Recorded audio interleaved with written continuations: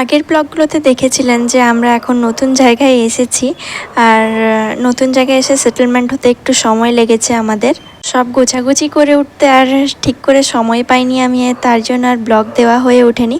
তো আজকের সন্ধ্যাবেলাটা একটু অন্যরকমভাবে কাটালাম আর আজ এসেছিলাম হায়দ্রাবাদের ট্যাঙ্ক বান্ডে।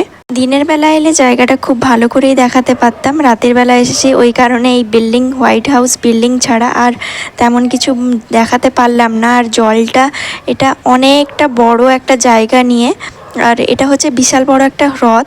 আর এখানে আমরা ঘুরতে এসে বাড়িতে ফোন করেছিল, ওই কারণে সময় এখানে বসে গল্প করছিল। আর একটুখানি থাকার পরে আমরা চলে গেছিলাম। আর সারাদিন কাজ করার পরে ভীষণ টায়ার্ড হয়ে যায়, ওই কারণে আর তেমন করা হয়ে ওঠে না। আর এখানে ঘোরার পরে আমরা রাতের বেলা বাড়ি গিয়ে খাবার বানাইনি, আর বাইরে থেকেই খাবার নিয়ে নিয়েছিলাম। এখানে অনেক কিছুই ছিল। রাতে আমরা চিকেন কারি আর রাইসই নিয়ে নিয়েছিলাম, আর এই ছিল আমাদের শর্টস।